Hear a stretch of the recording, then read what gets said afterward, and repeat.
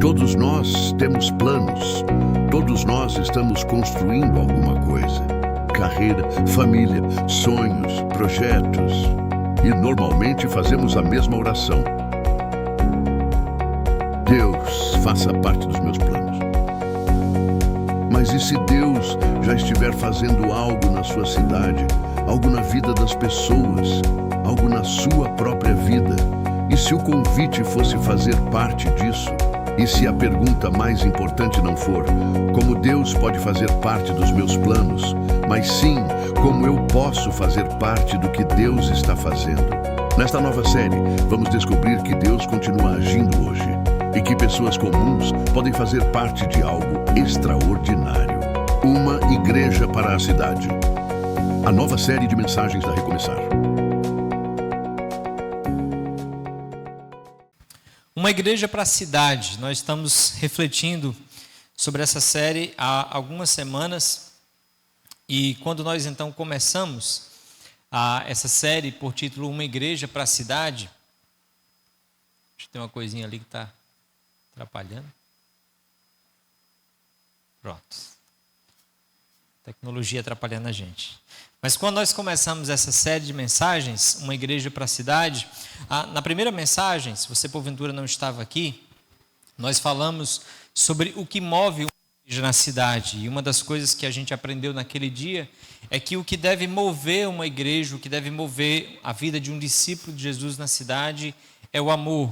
Não o interesse, não interesses outros, não qualquer outra coisa, mas se nós vamos fazer algo de bom neste mundo, nessa cidade, o que deve nos mover deve ser o amor de Jesus. A palavra de Deus diz que nós amamos porque Ele nos amou primeiro, então nós percebemos o amor de Deus e a resposta desse amor é amarmos a cidade, amarmos o próximo. Semana passada nós falamos sobre a integridade de Jesus, tratando justamente da pergunta como a igreja deve viver.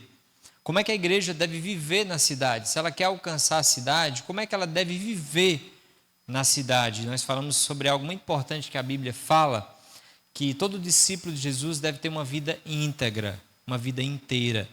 Ser um discípulo de Jesus é ser alguém que precisa ter um caráter íntegro. Antes de fazer, nós somos chamados a ser diferentes. E nós falamos, esse tema foi muito importante, porque quando Jesus define a vida de um seguidor de Jesus, ele define como alguém que é luz, alguém que é sal. E porque ele é luz, ele ilumina. E porque ele é sal, ele dá sabor à vida, ele abençoa a vida de outras pessoas. E esse tema foi muito importante para a gente conversar, porque nós vivemos em dias em que muitas pessoas se dizem cristãos, se dizem seguidores de Jesus, mas a vida não condiz com o que fala. Então a fala aponta numa direção, mas a vida aponta numa direção totalmente oposta. Falta integridade, não é verdade? E hoje o tema da nossa conversa vai ser sobre percepção. Como que a igreja ela deve enxergar a cidade? Como é que a gente deve olhar para as pessoas que estão ao nosso redor? Como é que Deus nos convida a enxergar o mundo que nós vivemos? Como é que Deus nos convida a olhar para a nossa cidade que nós vivemos, trabalhamos, estudamos toda semana? A percepção tem a ver com visão, tem a ver com olhar, tem a ver com a maneira como você vê as coisas. Só que a diferença de olhar, de um simples olhar, para percepção, é porque percepção envolve a interpretação do que você vê. Olhar é simplesmente você ver. Por exemplo, estou olhando para você agora. É o que eu estou vendo.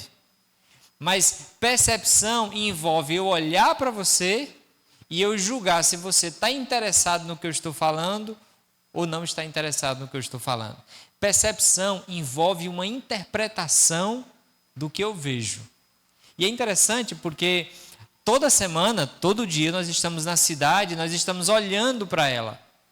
Mas nós também temos percepções, nós fazemos interpretações do que nós vemos. E olha como isso é interessante.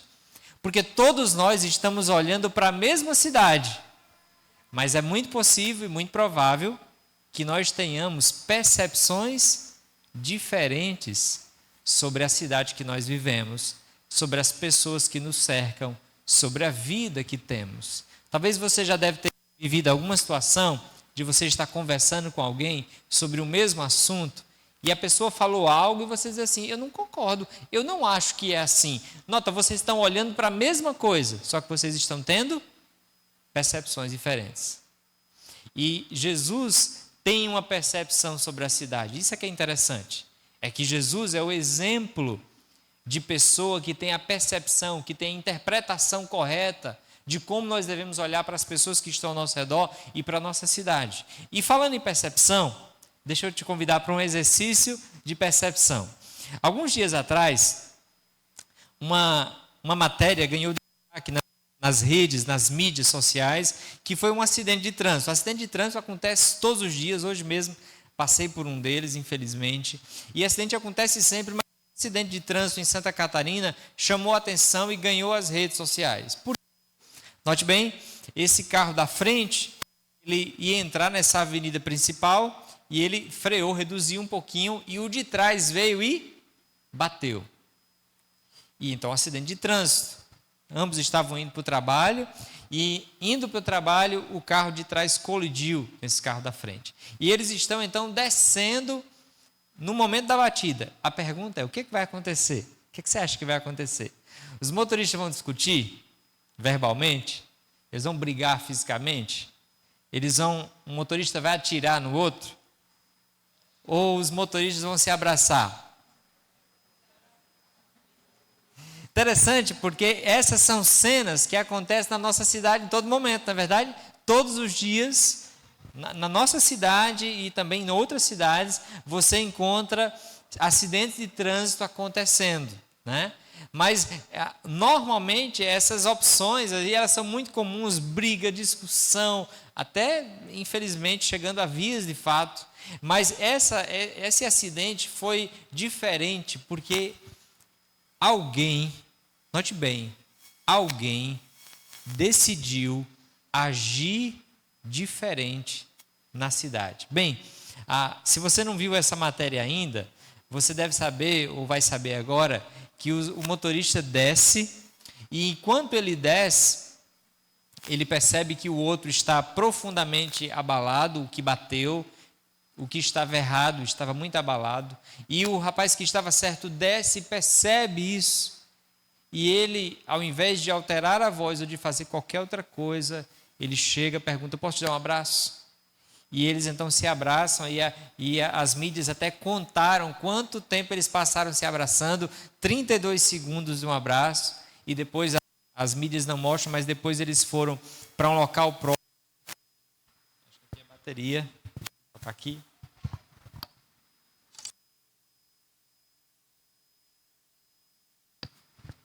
Eles foram para um local próximo e então conversaram e pacificamente resolveram. Esse quadro, essa matéria ganhou destaque no Brasil inteiro como um bom exemplo de como pessoas podem agir diferentes. Mas eu queria chamar a sua atenção para o fato de que esse motorista que teve o seu carro, que teve a colisão no seu carro, né, ele não fez nada de errado, mas ele mesmo estando certo e o outro estando errado, ele conseguiu, mais do que olhar um cenário, ele conseguiu ter uma percepção.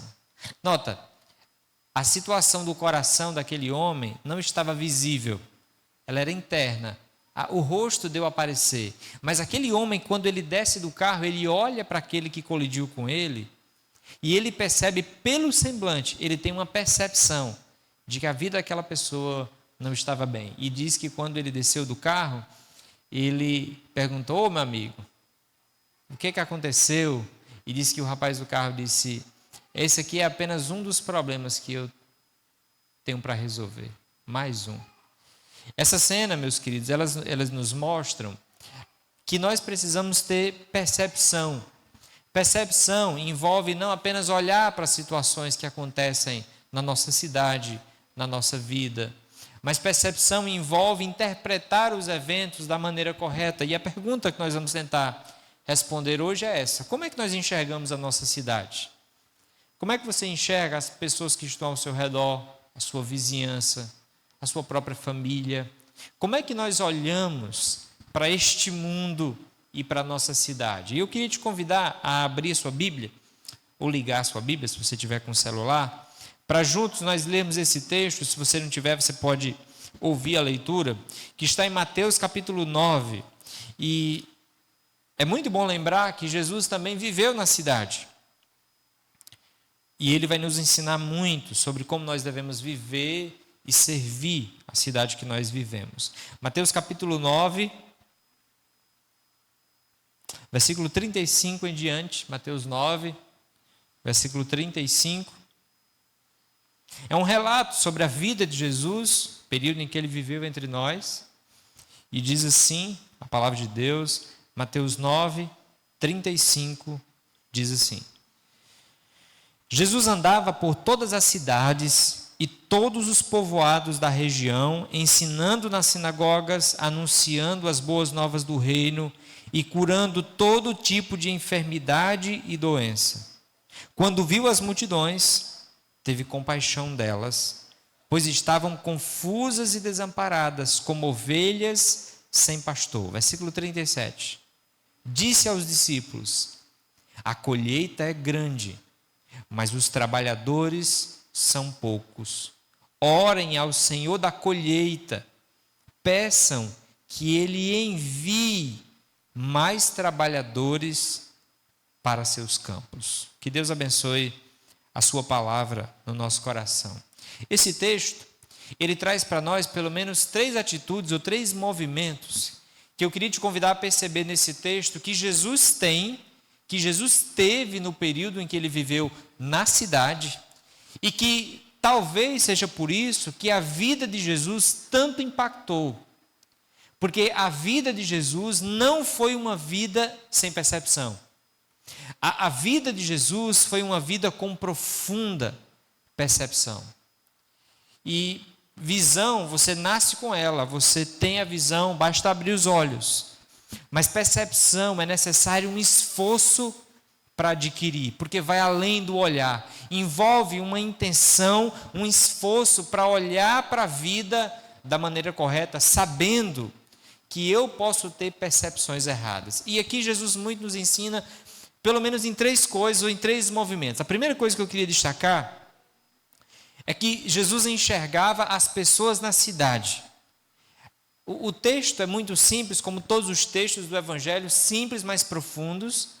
Nós estamos falando da pessoa do próprio Deus, o Senhor Jesus Cristo, que vive na cidade e enxerga as pessoas na cidade. O texto que nós lemos, versículo 35 e 36, é um texto tão comum que às vezes a gente passa despercebido.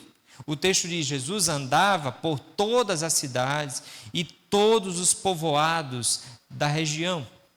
Nota a ênfase: Jesus vivia onde? Onde é que Jesus vivia?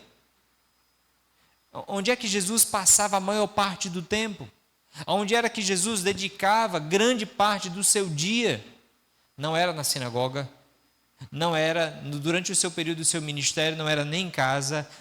A vida de Jesus, engraçado, assim como a nossa, acontece na cidade. O texto diz: Jesus andava por todas as cidades, cidades maiores, mas ele andava também nos povoados. Jesus não vivia longe da cidade.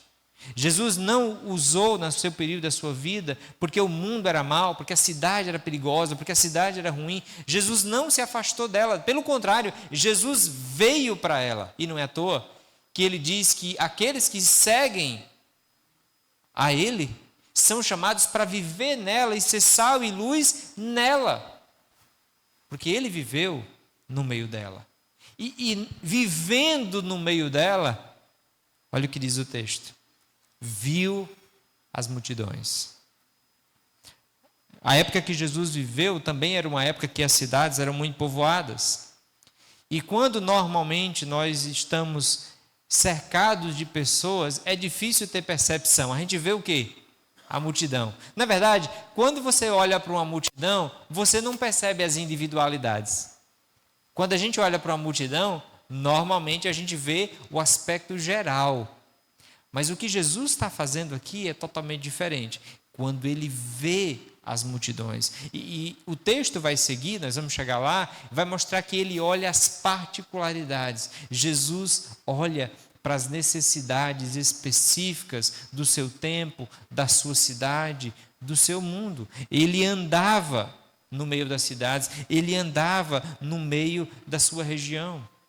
E sabe de uma coisa? Quando a gente estuda teologia, a gente fala de 2 movimentos necessários para a gente viver bem e cumprir a missão de Deus neste mundo. A primeira coisa que a gente fala dentro do contexto da teologia é que a gente tem que aprender a estudar e conhecer a Bíblia. Porque a Bíblia é a palavra de Deus, ela é a autoridade. Então a gente tem que tirar da Bíblia aquilo que Deus, entender da Bíblia, extrair da Bíblia aquilo que Deus está falando. É o que chama na teologia de exegese textual. Mas tem outro termozinho bem interessante chamado exegese cultural, que é entender a cultura que nós estamos inseridos, entender a cidade que nós estamos inseridos, entender, ver, compreender as pessoas que Deus nos chamou para viver no meio delas. Durante muito tempo, num período da história da igreja, foi muito comum pessoas entenderem que para viver uma vida para Deus, eles precisavam se isolar em mosteiros, se isolar em lugares isolados e viverem lá, porque eles não poderiam se contaminar com o mundo, então eles tinham que viver afastados. Mas olha que interessante, Jesus, que era santo e perfeito, ele viveu no meio de uma cidade imperfeita. E ele não apenas viveu, ele intencionalmente decidiu andar no meio da cidade, andar no meio dos povoados, viver no meio daquelas pessoas, e vivendo, ele percebeu a necessidade das pessoas. Queridos, antes de transformar a cidade, Deus transforma o nosso olhar sobre a cidade. Ninguém vai conseguir ter uma ação boa sem primeiro ter a visão correta. Antes de Deus nos levar a agir e impactar a cidade, Deus nos convida a dar o nosso olhar sobre a cidade. Nota que é algo tão simples e tão básico, mas a transformação de uma cidade começa com uma visão que não é só a física, também é a física, mas é uma percepção. Essa cidade precisa de algo. Essa cidade precisa de algo diferente. Essa cidade precisa de algo diferente. Ontem à noite, aqui nesse espaço, nós tivemos a inauguração desse auditório, que pertence à escola, a Escola Naneri, e a Escola Naneri esse ano está completando 32 anos. E onde foi então a inauguração desse espaço? Auditório Kennedy, em homenagem a um filho de uma professora querida aqui da escola, chamada Valéria, uma das pessoas que muito colaboram com a escola hoje. E é muito interessante porque quando nós olhamos para a história, por exemplo, da escola de 32 anos, você olha para muitas ações em 32 anos, mas como é que isso surgiu? Com a percepção de que era necessário uma escola com valores, uma escola na cidade. Se você vasculhar grandes ações na cidade, ela surge primeiramente com a percepção. Jesus foi um homem que muito fez, mas se você passar rápido demais no texto, você não percebe que Jesus foi um homem Deus, que muito observou, que muito teve percepção. E esse aqui é um grande alerta para a nossa vida, porque se você viver rápido demais, você não vai ter percepção. Se você viver rápido demais, você vai ver, mas não vai ver. Vai enxergar, mas não vai enxergar. Para ver, basta abrir os olhos. Mas para ter percepção correta da vida, você precisa de tempo, de reflexão, de atenção. E é tão interessante, porque quando a gente vai para a vida de Jesus, que viveu uma época também muito corrida, mas a vida de Jesus é marcada por tempo de reflexão. Diz o texto que Jesus acordava cedo, como nós, mas ele acordava cedo e ele ia para lugares isolados refletir sobre a cidade. Quando ele estava andando no meio das multidões, ele estava andando no meio das multidões, mas ele estava tendo percepção. Ele estava vendo o que normalmente muitas pessoas não viam. Por quê? Porque Jesus exercitava a percepção. Ele tentava ver além daquela película, além do exterior. Ele tentava ver o que é que tem a mais, o que é que pode ser, o que é que está por trás, o que é que pode ser feito. E se tem uma das áreas que Deus deseja muito trabalhar na nossa vida, é a percepção do olhar. Note, talvez tenha áreas da sua vida que só vão avançar se você tiver a percepção correta. Talvez tenha áreas da sua vida que você está olhando de uma maneira, mas na verdade você está olhando da maneira errada, você está com a percepção errada. Talvez tem áreas da sua família ou dos seus relacionamentos que você está olhando, mas você está olhando de uma maneira errada, você está com a percepção errada. E Jesus nos convida, então, para a gente poder viver bem no ambiente da cidade, onde nós estamos inseridos, Jesus nos convida a parar e ver as pessoas, ver a realidade, ver a nossa vida. Note a importância do olhar. A importância do olhar. Certa vez contaram, Jesus viveu uma cena de estar no templo e de as pessoas irem e colocarem grandes somas de dinheiro lá no templo. E entra uma viúva e ela coloca então 2 moedinhas. E Jesus pergunta: quem deu mais? Mas todo mundo viu as pessoas dando muito. Mas Jesus viu mais. Jesus viu que muito nem sempre tem a ver com a quantidade. Tem a ver com o sacrifício que isso custa. Note, todos estavam olhando a mesma coisa. Mas percepção é olhar além.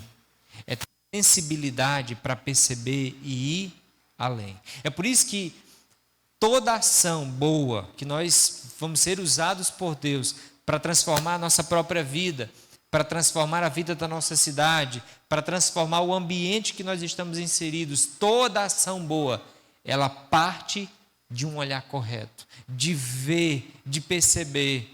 E aqui nota a importância da Bíblia, porque é a Bíblia que nos ajuda a olhar corretamente.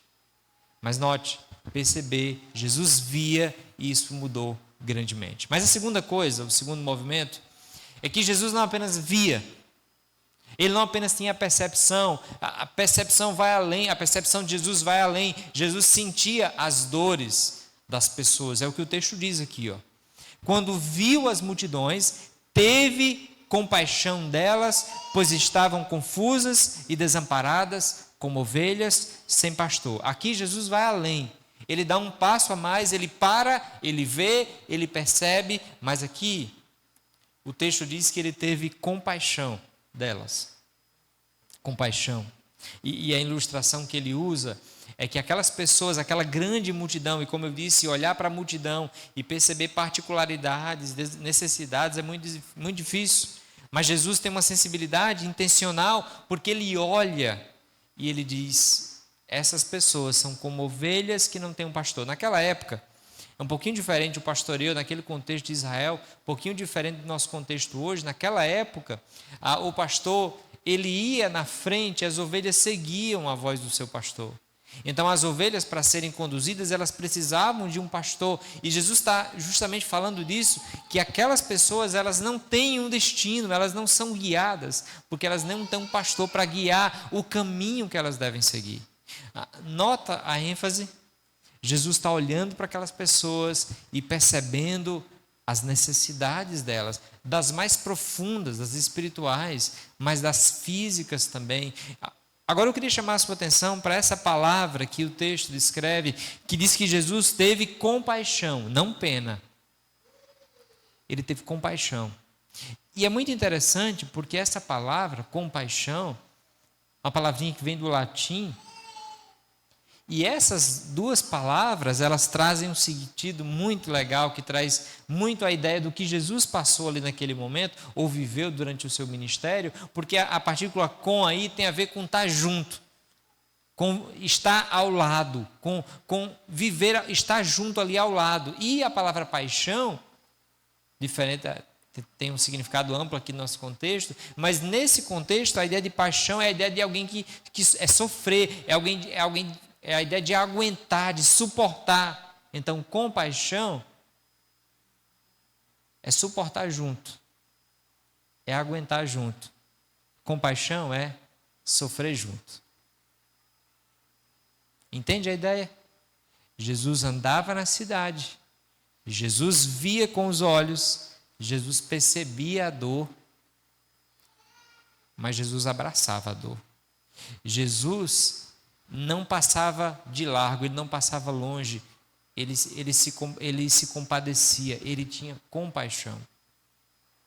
Compaixão é a atitude de sentir a dor do outro, de ver que o sofrimento é do outro, mas você dói como se fosse em você.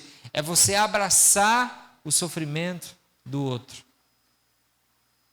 Teve, alguns anos atrás, lançaram um filme chamado A Paixão de Cristo, né? E aqui é justamente pegando esse significado. O que é paixão? A paixão de Cristo, como assim? É o amor de Cristo, é a paixão de Cristo. Não, paixão é sofrimento. O filme, na verdade, traduzindo, seria o sofrimento de Cristo. Paixão é sofrimento. E esse é um filme que retrata o grande sofrimento de Cristo. Ter compaixão é sofrer a dor do outro. Você pode não estar precisando do pão, mas você sofre porque você viu alguém precisando do pão. Você pode não estar numa crise no seu casamento, mas você vê alguém com uma crise, você sofre junto, você quer ajudar porque você viu e você não consegue só ver, você vê e tem que ajudar. A compaixão é ter o coração de Jesus, é olhar, é ver e se compadecer. E é muito interessante, porque quando a gente lê os evangelhos, e se você não está lendo a Bíblia, eu recomendo, uma coisa que você vai encontrar em todo o ministério de Jesus é compaixão. Os discípulos são muitas e muitas vezes insensíveis, eles veem as necessidades e dizem: Senhor, manda esse povo embora porque eles estão com fome e está tarde. Jesus, dê vocês de comer. Não, Senhor, como? Eles nem pensaram se teria alguma possibilidade. Porque compaixão envolve você ter empatia pela vida do outro. E se tem uma coisa que deve marcar a vida de um discípulo de Jesus é a compaixão. Nós não deveríamos conhecer as dores da nossa cidade, as dores do nosso próximo, as dores do nosso vizinho, as dores das pessoas que estão próximas e continuar seguindo a nossa vida. Eu gosto muito de dizer isso para os nossos filhos, quando os nossos filhos, vez por outra, vão reclamar de alguma coisa, a criança quase não reclama, não é verdade? E quando eles vão reclamar, eu gosto muito de mostrar essa percepção para eles. Olha, vocês estão reclamando disso, mas olha essa realidade. Olha essa realidade.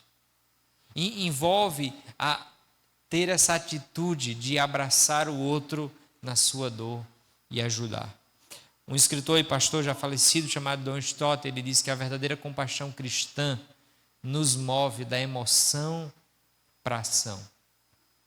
A verdadeira compaixão cristã, que não é pena, ela parte, ela vai de encontro justamente a essa ideia de que a verdadeira compaixão, ela move da emoção, ela não para na emoção, ela vai para a ação. E aqui note, Jesus vê, Jesus sente, ele tem compaixão, e aqui o terceiro movimento é justamente Jesus nos chama para ser respostas às dores da cidade.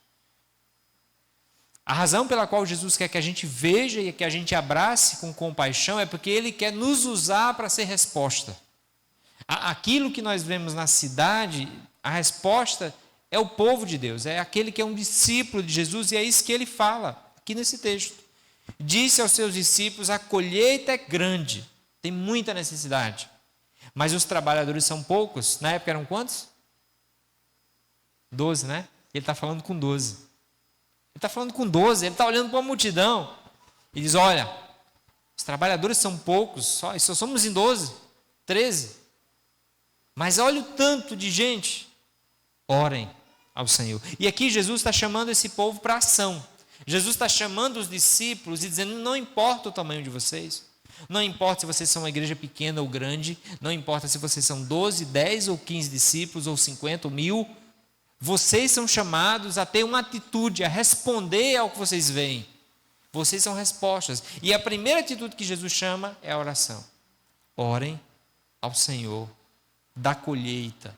Peçam que Ele envie mais trabalhadores. Jesus convida que os seus discípulos, eles vejam as necessidades e eles orem.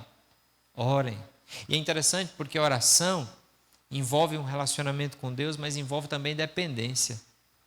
Jesus quer que a gente faça a obra dele com Ele. Com Ele. Jesus, note, o movimento é bem interessante, porque primeiro Jesus nos convida para orar. Porque Ele nos convida a reconhecer que o desafio é grandioso demais para nós, mas para Ele não. Então orem ao Senhor da Seara. E aqui eu fico imaginando um movimento que deve ter sido assim, vocês estão vendo essa multidão aí? Olha a necessidade dela. Vocês conseguem perceber? Vocês conseguem ter a percepção? Vocês conseguem ter compaixão? Vamos orar.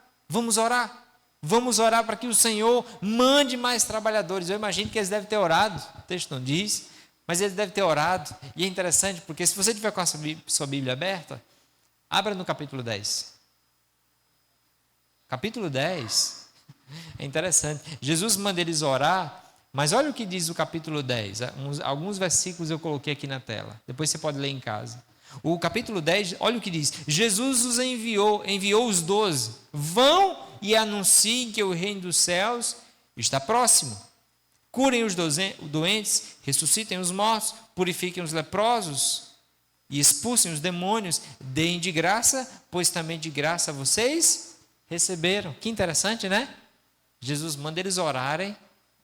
E eu imagino que quando eles abriram os olhos, Jesus diz, pronto, Deus já respondeu, são vocês mesmos, agora vão e supram as necessidades, vão e sejam instrumentos de Deus na cidade. A oração nos impulsiona a ação. Gente, dificilmente nós não nos movemos quando nós oramos. Quando nós oramos por algo, nós estamos prontos para agir por algo. Pode olhar. Quando você ora, normalmente, o que você ora por coisas que você tem interesse. Já percebeu? Olhe as suas orações e quando você vasculhar pelo que você ora, é o que você ama, é o que você se importa, é o que você valoriza, é o que normalmente pelo que você ora, você já está correndo atrás. Normalmente a gente ora pelo trabalho, que a gente está na luta do trabalho. Às vezes a gente ora pelos filhos, porque a gente está na luta com o filho. Às vezes a gente ora por um sofrimento, porque nós estamos na luta com o sofrimento. Às vezes nós oramos para ter um filho, porque nós estamos querendo ter um filho. Às vezes a gente ora por um carro, porque a gente está querendo um carro. Você ora pelo que você se interessa. A grande questão é, quanto das suas orações tem a ver com a cidade? Quanto do nosso tempo de oração é dedicado pela cidade? Gente, a oração aqui não é um mero dizer, orem aí. Não, quando Jesus nos desafia a orar, é porque Ele sabe que nós vamos orar por aquilo que enche o nosso coração. E sabe da grande verdade? É que muitas vezes a gente não ora por a cidade porque nós não temos a mesma percepção de Jesus na nossa cidade. A grande verdade é que talvez a gente não ore pelos nossos familiares porque a gente não tem a mesma percepção de Jesus sobre os nossos familiares. A grande razão da gente muitas vezes não orar por tantas e tantas necessidades que temos na cidade, e na cidade que eu estou falando é lá na sua rua, aonde você anda, é porque muitas e muitas vezes a compaixão de Jesus ainda não encheu o nosso coração.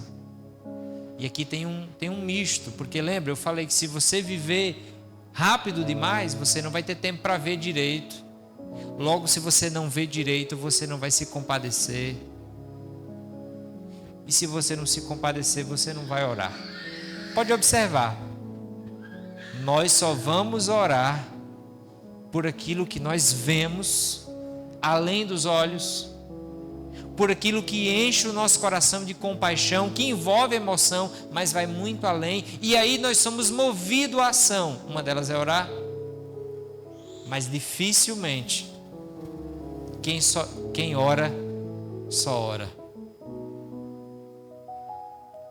Quem ora é impulsionado por Deus para agir. E é por isso que Jesus nos desafia e convida os seus discípulos: orem, orem. Está aí uma boa dica de Jesus. Nós precisamos orar mais pelos outros e menos por nós mesmos.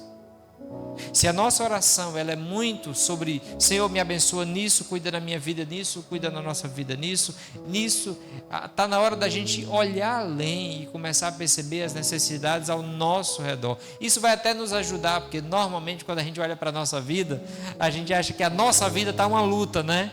Mas experimenta olhar para o lado. Você vai perceber que tem muita gente passando por muita luta. E que você pode ser a resposta para aliviar o fardo. Note, querido, o movimento de Jesus na cidade, ele é bem simples, mas bem profundo. É ver, é sentir e é agir. Você precisa ver. Você precisa melhorar a sua percepção sobre a cidade que você está vivendo, sobre o seu ambiente que você está inserido. Às vezes a gente fala tanto de missão lá longe, mas missão começa do outro lado da rua. Se missão não acontece do outro lado da rua, missão não acontece longe. Durante uma parte do meu ministério, tive o privilégio de servir fazendo viagens missionárias para Moçambique, para Colômbia. E uma das coisas que eu percebi é que às vezes a gente se empolga com viagem missionária e a gente não se empolga para atravessar a rua e evangelizar o vizinho.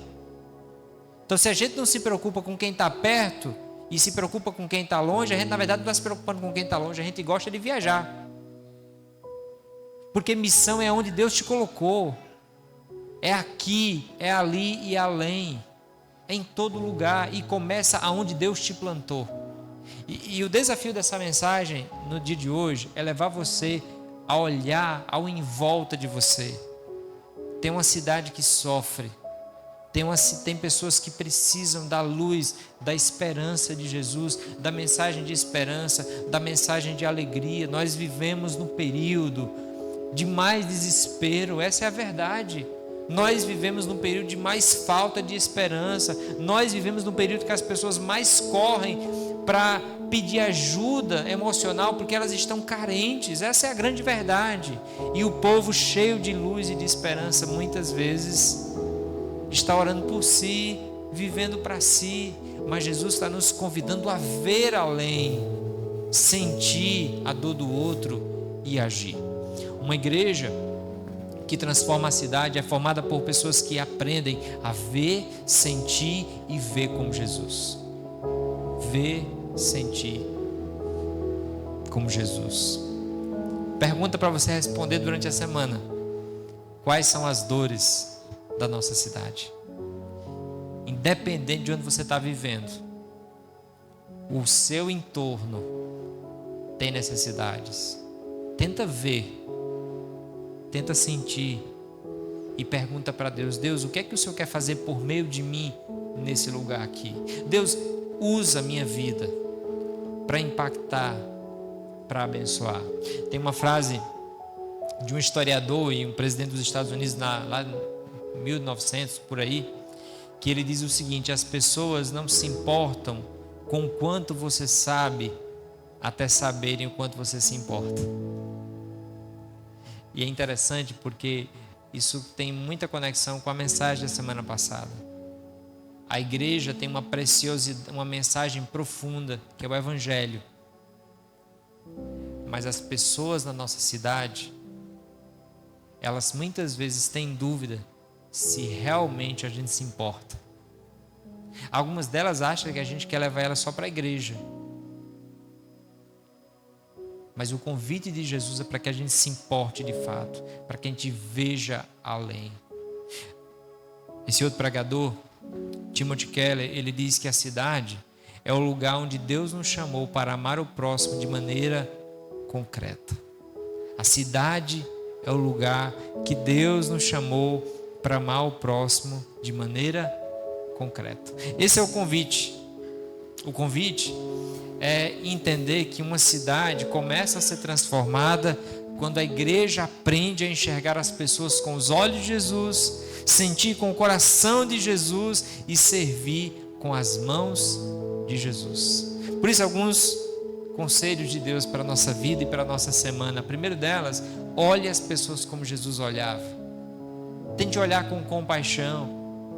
Tente fugir dos olhares de julgamento inicial, que julga as pessoas de maneira premeditada, sem entender o contexto delas e sem amá-las.